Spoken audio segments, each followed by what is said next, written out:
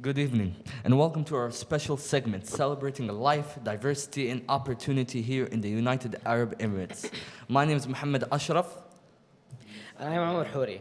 Together, we will be interviewing guests from different nationalities to learn about their experiences living in the UAE.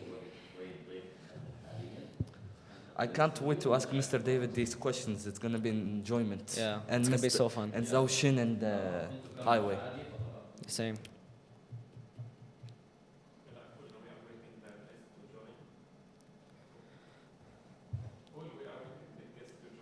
We are waiting just for some of the guests to join. We already have Mr. David. Good evening, Mr. David. I'm fine. How are you, Mike? Doing very well. I'm very happy and proud to be part of it. Thank you. Thank you.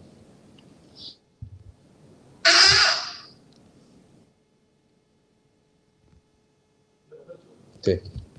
Tonight, we are honored to welcome the outstanding educational leader, Mr. David Evans. Good evening, everyone. Thank you for those kind words. Yeah, thank you. He's an inspirational and successful school leader with a proven track record in delivering exceptional educational outcomes with extensive international. You were muted the whole time. He is an inspirational and successful school leader with a proven track record in delivering exceptional educational outcomes with extensive international experience across US, IB, and UK curriculum schools. He brings deep expertise in preparing students and teachers for a rapidly changing, technology-driven world. He moved to the UAE in 2011 to witness firsthand the technological innovations happening in the country's private schools. Since then, he has successfully led the integrations of digital technologies and STEM practices in schools across Dubai and Abuظbي. Mr. David, the principal of our sister school, Al-ظفرة Private Schools, Abuظbي. Thank you for joining us today. We are delighted to have you. Thank you so much for that warm welcome, and it's wonderful to be part of this historic world record attempt. Yeah, you're welcome. It's wonderful to have you. It's wonderful to have you. It's wonderful to be here as well. Yeah. Living in UAE offers truly unique experiences where people from different cultures and backgrounds come together in harmony. The UAE is known for its opportunity, safety, and forward-thinking vision. How would you describe your life in the UAE and what makes it special for you, Mr. Davids?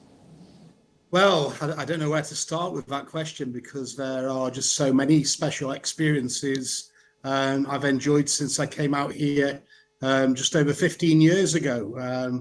Like many people from the UK, Dubai and the UAE at that time offered me an opportunity to maybe travel and see something of the world, maybe for a couple of years. But I think the fact that I've stayed here and brought up a family in the UAE just shows how many amazing opportunities there are. Obviously, the country is a young, vibrant and exciting place to be. I'm actually the same age as the country itself. And when I will be celebrating the 54th National Day in a few weeks' time, it reminds me that I'm 54 years of age as well. So, as I say, there's so many things going on in the country all the time. It's always growing and it's a very exciting place to be. When I first came out, globalization was one of the things connected with seeing a bit of the world and getting to understand and cope in a new country was something that appealed to me. But having spent a bit more time here, that started to change and it became much more about the people and developing an international mindset. I agree. Personally, I agree because when I first came to the UAE, it was hard to cope. Hard to go from one country to another country. Since I'm Moroccan, it's pretty hard. I lived in Morocco, and then when you come to the UAE, it's something like you're experiencing a new country, new people, new cultures. But in the UAE, as we said, it provides harmony for every person. Like anyone that comes can feel welcome straight ahead. And I agree with your answer, Mr. Davids. I think harmony is an interesting word there. I don't know if you're aware, but originally I was a music teacher, and I used to teach music from all different parts of the world. But when you realise there's only 12 notes on a piano, and it doesn't matter what type of music you're performing or playing, it has to use those 12 notes. So there is a fundamental thing that music from different parts of the world have in common. They only have 12 notes to choose from. And it's the same with people. Since I've come out here, some of the cultures are very diverse and are very different, but we all care about our children. We all have many things in common. And I think, as you say, when you first arrive, it does take some getting used to if you're coming from Morocco or from Manchester in the north of England. But after a period of time, you start to realise just how much we've got in common with other people. Yes, indeed. Beautiful. I agree. I love the comparison. What makes this country so special are its values of tolerance, respect, and understanding. Values that create a welcoming environment for everyone. Mr. David, how do you see these values represented in the UAE's multicultural society? Well, as I said before, the country is quite young, and the values of Sheikh Zayed, one of the founders of the country, still remain. And that identity itself and those values, I think, have provided the perfect backdrop for the understanding you're talking about. I mean, in many countries, National Day celebrations are very much just about the actual culture of the home country. Whereas in the UAE, it's a little bit different because we've got so many different people from so many different nationalities. The expats are part of the fabric of the country as well. And the Emiratis are so welcoming and so respectful of all cultures around the rest of the world, that it creates that thing in society which we take for granted when we live here, but it's really rare. It's such a safe country to live in because that mutual understanding and respect is part of the values that the Emirati people live by, and those of us who come from outside the country, we've adopted those same great values. Yeah, I really agree.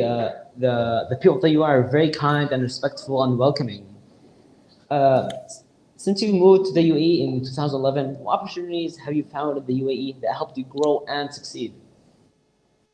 Oh, so many. I think the professional development and the opportunity to continue with my education was something I really enjoyed when I first came out here. I actually completed my master's in education in Dubai and used it as an opportunity to study international education and try and work out, as somebody who'd spent his whole career teaching in England, different ways of approaching education and developing an understanding of different types of curricula. One opportunity that I found to be wonderful was to teach in an IB school for 4 years, where there were 70 different nationalities in that school, yet all the children were studying the same curriculum. So how was that going to work? How was it going to work with children who may have a different mother tongue, a different language to the other students, and what strategies could teachers use? So actually being here and having that opportunity to continue my studies was a really, really exciting thing to do. Also with the Al Dafra schools, schools in the UAE, if you have an idea, a goal, a dream, it's much easier to try and bring that vision to life than it is in some other parts of the world where there may be limiting factors such as budget, time, or whatever. So actually being part of the group of 3 schools and being able to work on things together, bring new ideas into the classroom and have opportunities to be truly innovative has been something that I've really valued as well. Can I as well say that the UAE as well provides many curriculums from MOE to American to British, which provides like a variety for students. Because I used to learn British in grade 9, like for 9 years I was in British school. But in grade 10, I had that big milestone to either continue in IGCSE or do I go to American. IGCSE, it's not as simple as people may think. I know that you have experience maybe in IGCSE, if you may, but where I had the choice between to continue MOE, American, or I can continue the harder route with IGCSE. But what I learned from each path leads to the same road. So example, I want to be a medicine, a doctor. If I go to any of these curriculums, I still have a chance. They all lead to the same road. It's just you have to work harder. I agree. I think having worked in British, IB, and now an American curriculum school, all 3 work. They have to, because the children have a right to have a high quality education that allows them to move on to university and beyond. But I think one thing that all 3 different curricula have in common is, as well as providing the qualifications that are needed, they all provide a personalised pathway for the students. There's not one child in Al Dhafra Abu Dhabi, and I'm sure it's the same in Al Dhafra Academy, that is experiencing the same education. And that is how it should be in a high school education. A personalised pathway should prepare the student for a unique university experience. And when I speak to students who have gone on to university, they do reflect upon that. There are some things that all the students gain from being in schools like ours, but at the same time, we have to see each individual and prepare them for the world. And it doesn't matter if it's an American pathway, a British pathway, or an IB pathway. I think all 3 paths can lead to the same end destination. Yeah, because when I was in British, I found it like weird when I transferred to American, because American curriculum is a bit different than British in the grading system and everything. But my main question is, what's the difference do you notice between the UAE and your home country? What's the difference? Well, I think the biggest difference is having lived in Manchester for most of my life, where it rained every day. The weather and the climate is extremely different. And I can remember my first year in the UAE, not seen any rain whatsoever and very rarely seen clouds. So actually waking up to the sunshine every morning is a lot less depressing than waking up to grey clouds and getting wet on my way to my car. I know when I speak to the students at my school, they find that quite funny, because they do find it special when we do get the rain and the unusual weather for the UAE. So that's one big difference in terms of the way of life as well. I do think that well-being is a word that gets used across the world, but actually in the UAE, it's a real thing. There's no other country that I've worked in where you get the half day on a Friday, purely because the leaders of a country in their wisdom have said, you know what, we need to look at the balance between work and family life. So as I say, that's another incredible thing about being here. But I think we're just so privileged to live in a country that has just so many opportunities. There's so many different things to do each and every weekend in the UAE that, as I say, it does mean that people's happiness and well-being generally is much higher than my previous experience living back in England.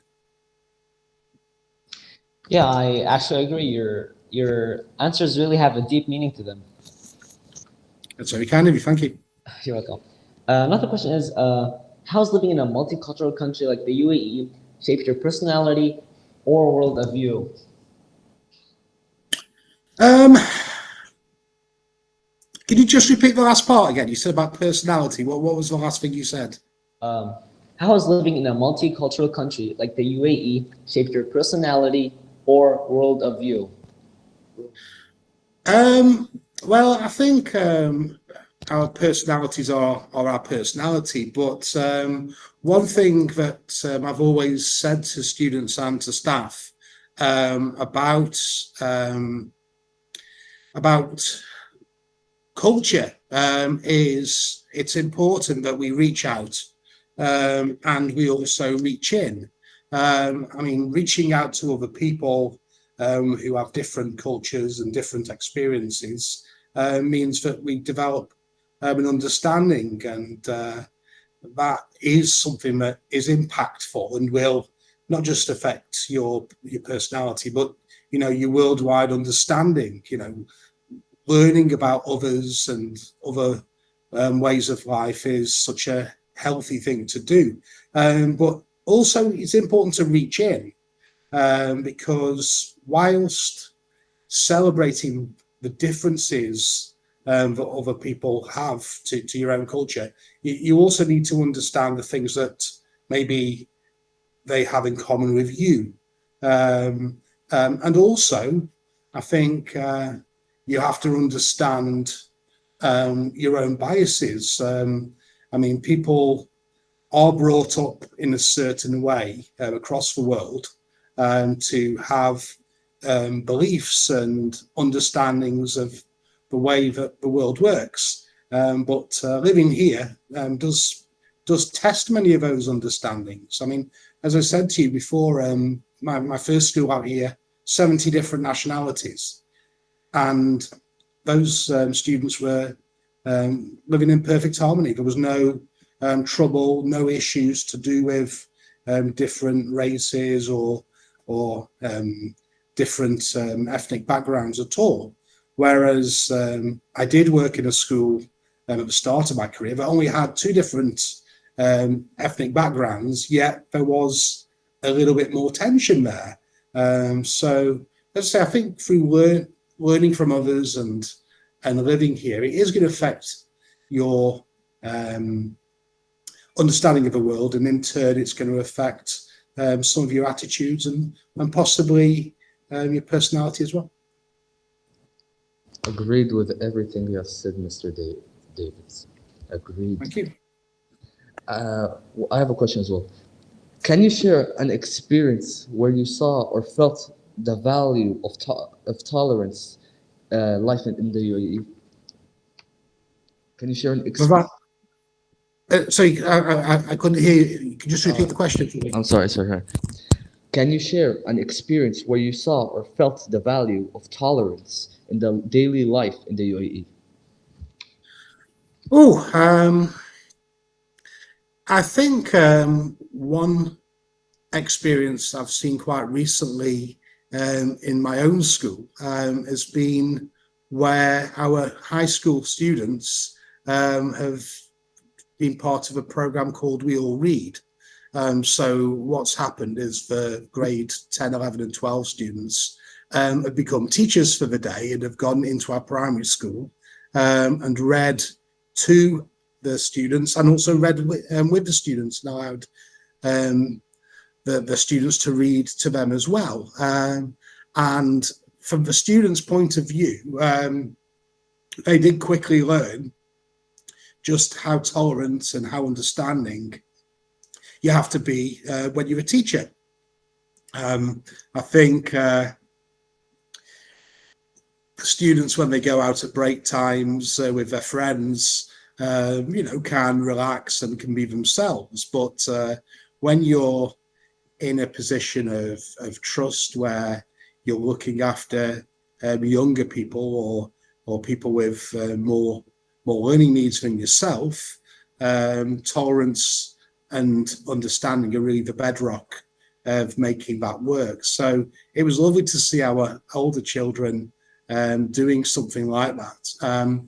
Likewise, our volunteers have recently been going across to the Al Noor Centre for Disabled Children, and it's been remarkable just to listen to them reflect on their experiences. It's allowed them to feel quite humble about how privileged they are in terms of the things they take for granted each and every day in terms of their own education, their own physical well-being, and through working with students who don't necessarily have the same gifts or opportunities, has meant that the children have become a lot more, not just tolerant, but a lot more caring as well. Yeah, I agree. Tolerance is not only for students, but only for teachers. Also, they should both be tolerant together. Absolutely. More so, I would say, for teachers because of a responsibility that we have. Often as a teacher, you have to be tolerant of 25 students in front of you. Exactly. Whereas from the student's perspective, they maybe only have to show the tolerance to one teacher, which sometimes can be a challenge for them. But as I say, I think tolerance is it's a core value that I think exists in all of our schools. And if it's not there, the school feels very, very different. And unfortunately for us, that isn't the case in any of the 3 Al-Dhafra schools. Wonderful. Why do you think understanding and respect are important values for living in the UAE community? I'm sorry, the microphone broke up again there. Can you just repeat? Why do you think understanding and respect are important values for living in the UAE community? Well, understanding and respect are maybe more essential just because of the diversity. I mean, there's a lot of diversity in the country, and because there are so many different types of people, different types of culture, there is a need to make sure that those things exist to keep everybody safe and to make the country work. Say, bringing so many different types of people together is a wonderful thing, but it's also reliant on certain ground rules. Indeed, sir. Indeed. Okay, I have a question as well. You were a pioneer in integrating technology and STEM practices in the UAE schools, right? I think of myself more as a catalyst because I'm not the greatest person with technology at all, but I've always found it really interesting, and I've always seen ways in which it can make education more accessible and more effective for students. I know all parents don't always see it that way because depending on how you've been brought up or your own cultural values, many parents do value the textbook, but I think we've just got to prepare students for the futures they have, and there's not many jobs in the world where it's possible to survive on the global stage without literacy in technology and IT. Okay, my main question here is, why do you believe STEM education is particularly important for the UAE's future visions, and how do you think that STEM can help people come together? Right, well, there's 2 parts there. The first part is really the UAE landscape. I mean, the UAE has really set itself up as a centre of excellence for STEM and all things technology based. Hazra Mansouri is a prominent figure in the country, and the fact that the UAE's invested not only in space programs, but also in other parts of technology, for example, AI. It was one of the first countries in the world to say that all students needed to study AI whilst at school. So, as I say, I think that's the vision. That's the vision of the rulers of the country. That technology is an important part of what they're trying to achieve. So, with that vision comes a necessity to make the vision happen, and technology is such an important enabler. I mean, as I say, you only have to go on social media now, and it's unbelievable to see how far things have come with technology.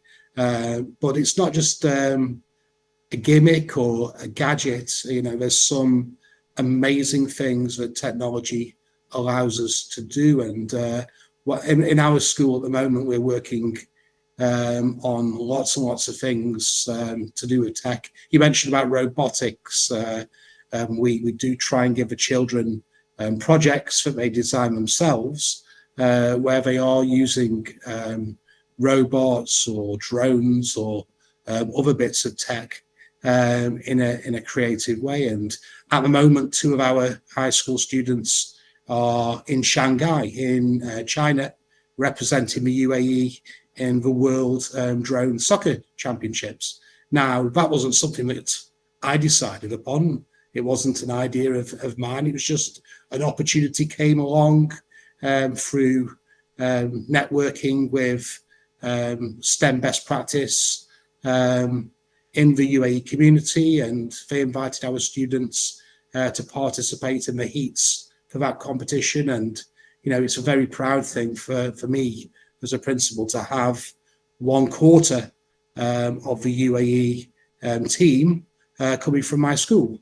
2 of the 8 are there at the moment, flying the flag, but also involved in really imaginative and cutting edge use of STEM technologies. So, as I say, I think the climate in the UAE is perfect for it, but also worldwide, it's the way that civilization is developing, and we need to make sure that our children are future ready.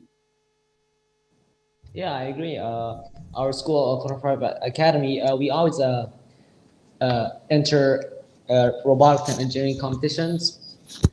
Another question is, Mr. David, have you witnessed the UAE's educational transformation since 2011? How would you describe the evolution of the education sector in the UAE during the past decade? I think I've only got one word, which is unbelievable.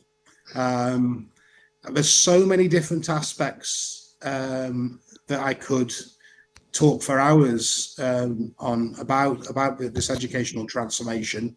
If I was to give just a couple of examples, one would be the students of determination. When I first arrived in the UAE, how teachers and how schools supported those students was still developing, whereas today it's like a totally different country and totally different educational landscape. I mean, all the schools in this country have to be inclusive and have to provide for the needs of students with a diverse range of educational needs. So that's one thing that's just developed from strength to strength very rapidly over the time I've been here. It's gone probably from a place that was a little bit behind my own experience in the UK to now being in a situation which is far superior to anything I'm aware of back in England. And then the second example I'll give is the whole COVID pandemic experience.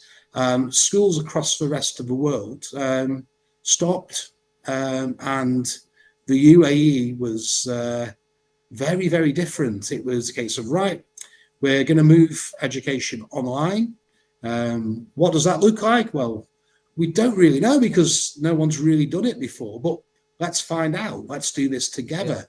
And to be in a situation where all the children were able to learn from home, again, using technology as a way to provide that, was something very pioneering. It would have been very easy to give up and say, look, we'll have to deal with just the horrible experience of the pandemic and worry about education later. Whereas UAE didn't do that. It just went for it. It said, right, let's learn, let's grow, let's innovate, let's try something different. And if it doesn't work, that's okay. We'll learn from our mistakes and make sure that we improve because of that experience. I mean, what do we really learn from our successes in life? I think we learn a little bit and feel good when things go well. But Yes, indeed. I've always learned from my mistakes, and my mistakes teach me a lot more than when something goes well. Mr. David, you're very inspirational, to be honest with you. But given your leadership experiences, what roles do teachers and school leaders play in helping the UAE achieve its long-term educational goals in a diverse community? Well, I think,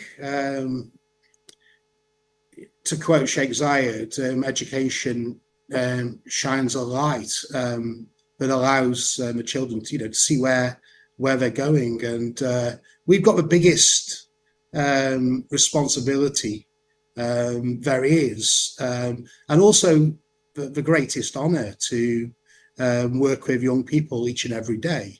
There's so many other jobs that I could have done, but I'm so happy that I decided to be a teacher, because it's more meaningful for me than many other things that I could have done. My father was an engineer, and he loved his work, and I'm not in any way disrespecting that, but for me to be able to see so many children that I've interacted with over the years go on and become successful people, I think it's a privilege, but also it's a huge responsibility as well, because you want to get things right. You want students to be able to succeed, and as I say, it's our responsibility to help guide and help support them on their individual journeys.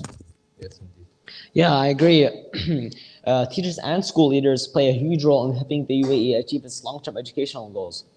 Finally, what makes the UAE's educational system, in your view, a unique and attractive destination for educators from around the world?